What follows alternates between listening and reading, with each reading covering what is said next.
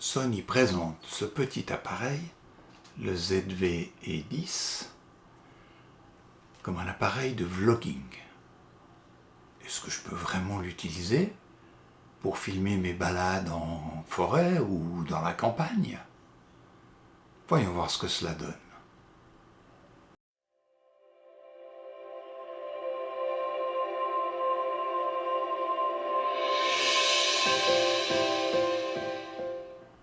Bonjour et bienvenue dans cette vidéo consacrée à l'usage de ce petit ZV-E10 comme appareil pour du vlogging lors de mes sorties photos dans la nature. Sony le présente comme tel, comme un appareil pour le vlogging, pour les créateurs de contenu. Mais est-ce que ce petit appareil fonctionne aussi bien qu'une caméra d'action, qui est tellement simple à mettre en œuvre? C'est ce que je vous propose de découvrir dans cette vidéo. En préambule, j'aimerais vous dire que je possède ce petit appareil depuis pas mal de temps déjà. J'ai fait beaucoup de vidéos mais sans bouger. J'ai aussi fait pas mal de photographies avec cet appareil et j'en suis globalement, mais vraiment très content. Il est petit, il est léger, mais en même temps, il offre toute la qualité d'image de la série des Sony A6000, A6100, 6400, 6600, plus un autofocus vraiment très performant. Donc c'est vraiment un très bon appareil que j'aime beaucoup utiliser. Pour le vlogging, ça me paraît être un peu une autre histoire. J'ai fait un premier test, de premiers essais, dans des conditions difficiles, je le reconnais, avec une lumière relativement dure, et sur un chemin dans la forêt, un chemin chaotique, avec des ronces, avec des hauts et des bas. Je vous laisse découvrir ce premier test que j'ai fait en tenant cet appareil avec l'objectif de kit, donc le 16-50, f3.5-5.6. On va regarder ce que ça donne, et puis je reviens vous voir après pour en parler plus avant. Alors on va tester un peu ça, et je vais regarder si c'est possible de filmer avec ce ZV-E10 qui est un peu plus lourd aussi, c'est moins confortable. Mais par contre, l'image devrait être meilleure. On va faire quelques tests, je vais vous proposer quelques comparatifs assez brefs comme ça. Il y a beaucoup de tests sur internet, sur YouTube, concernant soit le ZV-E10, soit la Action Cam de DJI, la Action 4, la Action 4. Donc je vous laisse aller les regarder si vous voulez en savoir plus sur chacun de ces deux appareils. Alors j'ai maintenant en main mes deux appareils. On va aller un petit bout sur le chemin là devant moi. Pas très loin parce que de nouveau des arbres sont tombés. Et on va tester un petit peu ce que ça donne. Ce qui m'intéresse évidemment, c'est de voir la qualité de l'image. Et puis aussi la qualité de la stabilisation. C'est évidemment un point fort de la caméra d'action, la Action 4 de DJI. Sur le ZV-E10, j'ai mis un objectif stabilisé et donc la stabilisation sur standard. Si je devais passer en active stabilisation qui existe sur cet appareil, ça ferait un crop tel que même avec le 16 mm qui est branché maintenant, les branches, je n'arriverais pas à cadrer suffisamment large. Ce serait vraiment, vous auriez un gros plomb sur mon visage et puis c'est tout.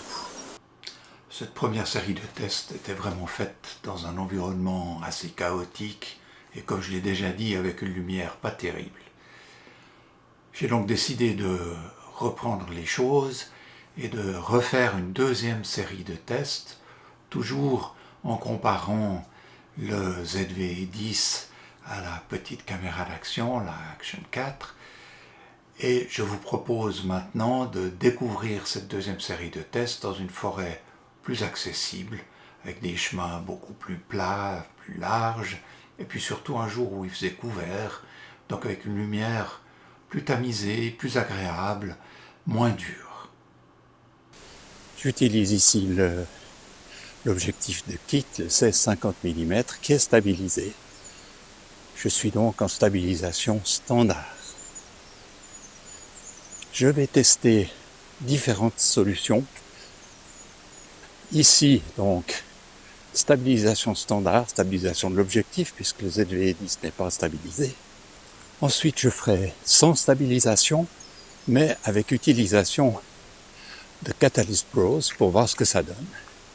Et aussi mesurer le temps que ça prend de procéder à la stabilisation sur l'ordinateur. Et enfin, je testerai la stabilisation active disponible sur cet appareil. On verra si j'arrive encore à filmer quelque chose parce que le crop est assez important. Enfin, je ferai une petite comparaison avec une caméra d'action, la DJI Action 4. J'ai maintenant coupé toute stabilisation pour voir si ça fait vraiment une différence. Je ne suis pas tellement sûr avec la stabilisation de l'objectif.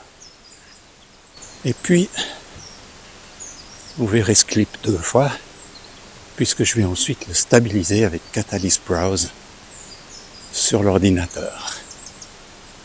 Toujours sur un bon chemin, sans difficulté particulière, pas chaotique du tout. J'irai tout à l'heure sur des chemins un peu moins réguliers pour tester aussi ce que ça peut donner.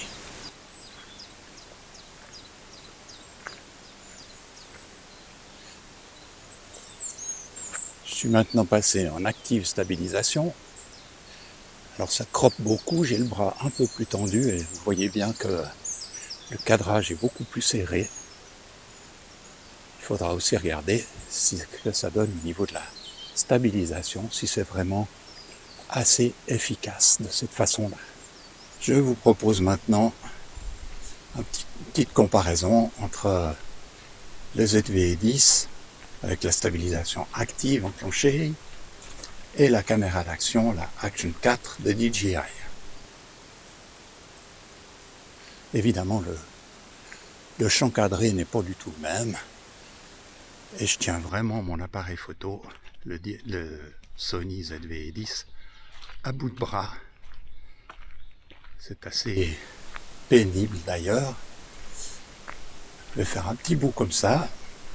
Vous ayez le temps de vous rendre compte avec les arbres alentours des questions de stabilisation. Est-ce que ça joue comme ça ou pas? On va voir. Je vais maintenant changer de stabilisation et passer à la stabilisation standard sur le ZV-10. Voilà, je suis passé en mode stabilisation standard sur le ZV-10. Toujours le même fonctionnement sur la Action Cam, il n'y a pas de souci, pas tellement de choix de toute façon. Alors, je vois l'arrière-plan qui bouge beaucoup sur mon écran du ZV-10. Je suis donc maintenant sans stabilisation sur la caméra Sony. C'est plus facile, le champ est plus large. Je suis au 16 mm, je vous rappelle. Et puis, toujours avec les mêmes réglages sur la Action Cam. Vous pourrez comparer aussi la qualité de l'image des deux caméras. On est dans un environnement qui me semble assez simple et qui peut permettre une comparaison intéressante. Si je m'évertue à faire ces tests, c'est en particulier parce que j'ai peut-être l'illusion de penser que le Sony a présenté avec son plus grand capteur une bien meilleure image que la caméra d'action. Ça, on pourra aussi le comparer tout à l'heure. Je vous montrerai un peu comment ça donne. Me revoilà sur un chemin plus carrossable.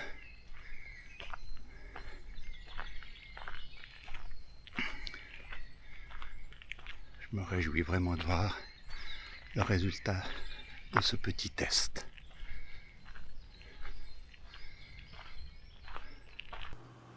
Au bout de ces 2 séries de tests, il y a plusieurs choses qu'on peut constater.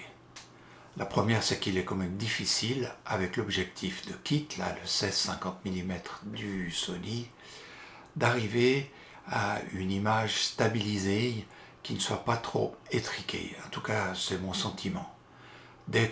Ou alors il faudrait vraiment que j'ai une longue perche que je tente devant moi, mais c'est pas agréable, c'est lourd et on va pas bien loin avec un système comme celui-là.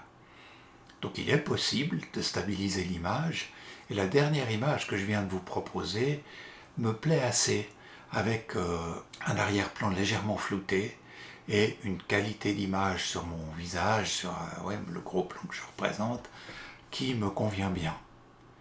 Je trouve que l'image de la caméra d'action est aussi très bien, agréable, mais finalement cet arrière-plan complètement net, ça me dérange un petit peu. Je pense qu'il faudra à l'avenir jouer un peu entre les deux pour créer des vidéos dynamiques qui varient d'un plan à l'autre. Mais utiliser le ZV-10 avec cet objectif de kit, c'est possible, mais franchement c'est assez limite.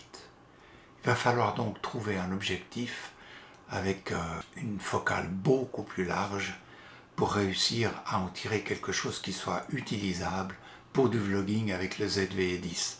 Et là, je trouve que Sony, en vendant l'appareil comme ça, comme un appareil de vlogging, ils exagèrent un petit peu. Oui, c'est un bon appareil de vlogging, il est léger, il est agréable, il est performant, mais il faut trouver l'objectif qui va avec.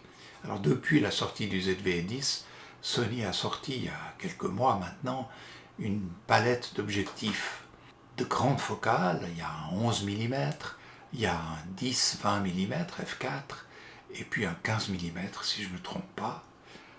C'est bien, merci, mais il faut les acheter. À la sortie, le ZV-10 il est sorti avec l'objectif de kit, le 16-50 mm, et franchement avec celui-là, c'est galère de faire du vlogging. Par contre, comme je vais vous l'illustrer maintenant, avec un objectif qui présente un beaucoup plus grand angle, ce sera un 12 mm en l'occurrence, eh bien, on arrive à des choses alors tout à fait satisfaisantes, et l'utilisation en particulier soit de la stabilisation active, qui donne déjà de bons résultats, soit de Catalyst Browse, le logiciel gratuit proposé par Sony pour stabiliser les vidéos à partir de l'enregistrement gyroscopique des films que l'on fait. Alors là, on arrive à des résultats tout à fait intéressants. C'est ce que je vous propose de voir maintenant. Voilà donc à filmer sans stabilisation aucune, dans l'idée de passer ce clip à la moulinette de Catalyst Browse. Je vous en fais un bout sans Catalyst Browse, et puis je passerai ensuite à Catalyst Browse. Je pense qu'ici on est typiquement dans une situation où la stabilisation peut jouer un rôle important, parce qu'il y a beaucoup d'arbres alentour, et ça doit beaucoup bouger, et c'est pas très agréable à regarder. Il y a certainement des situations où grâce au grand angle, il est moins nécessaire de stabiliser la prise de vue. Mais pour ce que je fais d'habitude, c'est-à-dire des promenades comme celle-ci, je pense que c'est important d'avoir une bonne stabilisation. Me voilà donc maintenant en stabilisation active, celle de l'appareil donc, et je termine ici cette vidéo en vous remerciant de m'avoir rejoint pour ce moment. J'espère qu'elle vous aura intéressé. Si c'est le cas, n'hésitez pas à mettre un petit pouce en haut, ça m'encourage. Et puis, abonnez-vous, je vais bientôt publier d'autres vidéos, dont certainement une vidéo de présentation de ce petit objectif, le Samyang f2 12 mm, que j'utilise en ce moment. Il me paraît plein de promesses. Encore merci d'avoir visionné cette vidéo, et salut bien!